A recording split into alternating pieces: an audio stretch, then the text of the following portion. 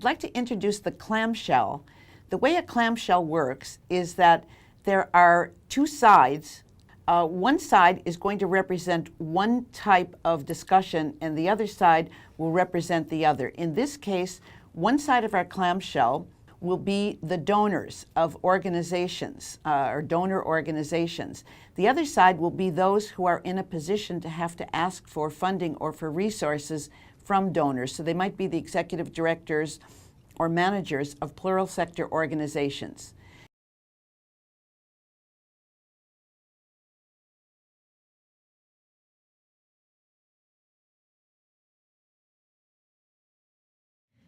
Great, thanks.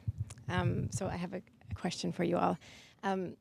So just a little bit of context around my experience with fundraising and sustaining. My organization was founded 20 years ago. We started as a grassroots organization and then spent the last 12 to 15 years now, I guess, scaling on a national level. And, growing to like a small mid-size organization. And we were able to grow and sustain, and the organization continues to sustain itself. But after stepping down, so I've been away from that organization for 3 years, and the responsibility to sustain the work, and that means to sustain the innovation and the paychecks to the people involved in the organization, which is a huge responsibility. I realized that the growth, we're in a time where growth requires innovative thinking, where business smarts is important. However, I have observed that the health of the people running the organizations can be at risk. And there is almost a culture of fast-paced running like hell to get the job done. And so what I'm wondering is, given that, and given the time where so much is shifting in terms of where resources are coming from, the relationship of government, of funders, and how we are distributing resources, what are the values and beliefs that need to shift in our society to help keep this work, which is so important, healthy? And how can you support that as donors or people who have resources to give? I know it might seem difficult to get funding for your program activities, but I think it's even more difficult to get funding for your strengthening the core of your organization. So we've set up a whole window, if you like, the Social Innovation Fund, precisely, and my sort of direct way of talking to people, I said, this money isn't to do more programming, it's to spend it on yourself. It's for training, for sabbatical for somebody, I'm on a lot of boards, and one of the key issues that smaller organizations get, they start to grow, but the board in being responsible doesn't want to hire staff that they don't have the money for. But what they do is they burn out the staff, and or they're not as entrepreneurial as they could be. And one of the things that the most common usage of this fund is for organizations to actually hire a COO to relieve the executive director to do what they do best, which is talking to donors, to talking about the mission, the sort of charismatic leaders, and instead they're managing la poutine on the inside of the organization. And they actually, by giving them just a year to do that, it's amazing what a breathing space. So recognizing that helping people look after the organization can actually be a really good investment. One of the things that we see, and we wonder how you focus on people you're going to approach. What are your criteria for finding investors? It's always about a reciprocal relationship. So really recognizing value on both sides. And I think those are the most satisfying relationships. Are we all getting something out of this, and are we actually having fun doing it as well? Are we all getting really excited, about what we're working on? So Apathy is Boring has worked. We've also worked with celebrities and kind of high-profile Canadians, and that I think the same goes for those relationships. It needs to be something that where everybody is driven. and everybody is really committed to the end goal. So I think I'm less interested in just asking for money and more interested in actually developing long-term relationships. So we hear a lot of talk about innovation and how it's important, especially in the the nonprofit or social enterprise sector, to think about new models of provision of care, whether it's healthcare or other. And for innovation really to happen, I think that one thing that we often don't mention is failure. Innovation means that sometimes things don't work out the way we think they're going to work out. We learn from them. And I think we hear this concept of failing forward and learning from our failure and doing better and trying more innovative work. But when you have a relationship between a funder and a fundee or a grantee, as a funder, how do you think about creating a safe environment where the grantee can actually talk about some of the things that didn't work on the project versus a more traditional approach where, there's always sort of a bit of a power dynamic between the person providing money and the incentive to give good news. So how do you create those safe places where we can really have that open discussion?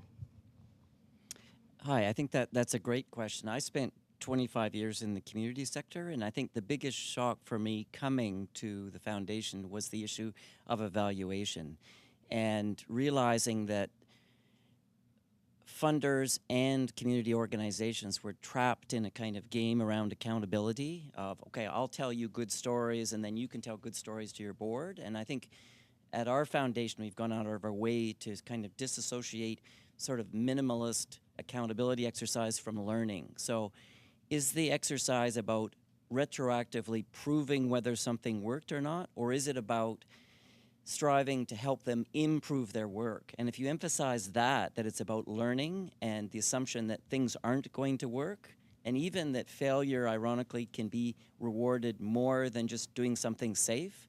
Now, people often don't believe that message at first, and I'll get phone calls from whoever the evaluator is, and inevitably they'll say, okay, what does the foundation want? And I'll say, why are you phoning me? The client, if you want to use that word, is actually the grantee, and what is it that they stay up at night and they really would like to learn about? And that's a precious gift, because most of the time evaluation is about accountability. And so if you actually build that in structurally, that it's for them to answer questions to help them get better in their work, that really is a little bit out of the normal process. In terms of questions, what kind of rules would you like to bend or, stretch or change for more donors, but also more investors or more people coming into helping organizations such as yours? When we're talking about rules, there's an unsaid rule, which is still in sort of traditional charitable giving, is that, in business, you can take risks, you can try different things, you're given money, you're given $1 million, you run with it, you hire the people you need. In charitable funding, it's because of the tax requirement, because of this, people tend to be a lot more risk averse, and they want 100% of the charitable dollars to go exactly to what they said, and they want it to be a success. I think around this room we understand that there needs to be innovation, but I think that we have to sort of break some of those barriers and say, if we really want to be successful in our charitable giving, we also have to understand that we have to give more liberty and try different models.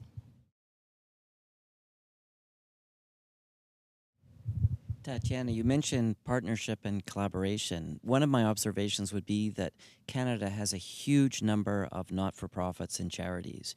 And whether it's in homelessness and poverty reduction or environment, if we show any interest at all at the foundation, we're just flooded by dozens of organizations. What is the potential for even within the community and not-for-profit sector at better collaboration around resources and other aspects?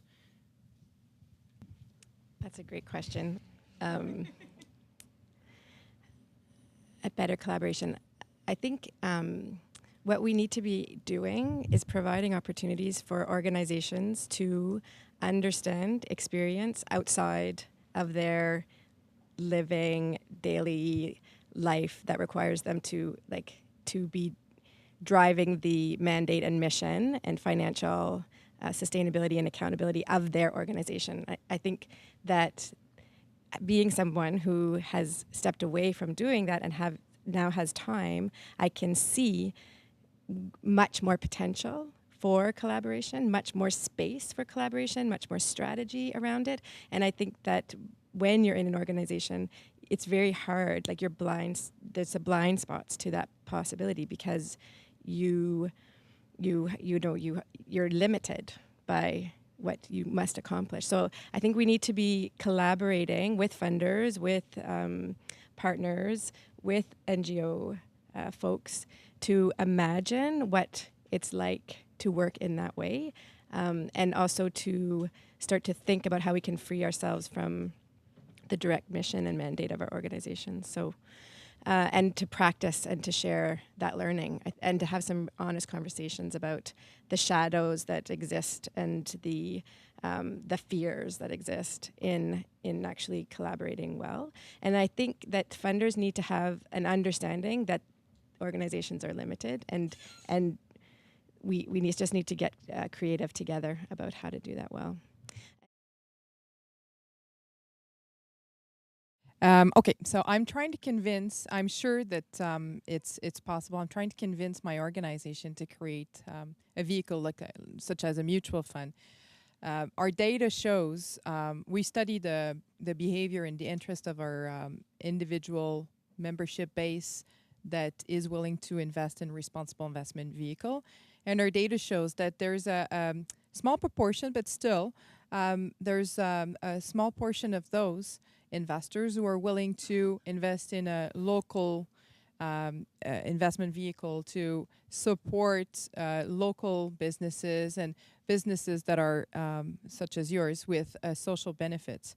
And those investors are even telling us that they're willing to do so, and with a lower rate of return in financial investment. So my question to you is, do you think it's feasible that someday we find a fund that can invest in your business, but it won't be a grant, it won't be a donation, it would actually be lending money, and your organization could be return it with, you need to have a little profit so that you can pay your intermediaries and still deliver a small portion of financial return to individuals who are willing to support your activities, but maybe cannot afford to lose the $5,000 that they would be willing to invest in a pool of your company. Do you have any tips or any thoughts on that? I mean, something like that sounds really exciting, and well, for a couple of reasons. One, try running a charity and getting a line of credit. I mean, it's forget about it. It's impossible or very difficult, and so just access to capital. Even if it is something that you have to pay back, is sometimes that's what stops you from being able to actually have the impact you can see that you'd be able to have. And I think the more different kinds of support that a charity or nonprofit has, kind of tools in the tool belt, the more opportunity for success there is. I think that the possibility is there to create the opportunities for investment and return. But it really requires, I think not every NGO can create a business model that can create a return on investment just like that. And so I wonder now, are there business models that can start to help NGOs, like just build businesses that are vision, mission aligned, and that can help be a source of revenue generation as a separate entity. But it does, I think in all of this, I get so excited, I think as an entrepreneur, a social entrepreneur, about these ideas, but I also am cautioned by the fact that we're in the business of social justice, of environmental justice. Like we're in the business of really important life, health, wellness, and business. I think there's so much potential in business and in how we resource yet at the same time, I think we need to be very thoughtful and wise about how we walk down these new paths, because there, I think, are many needs that we have to take care of, and we risk missing the boat on some really big stuff. So.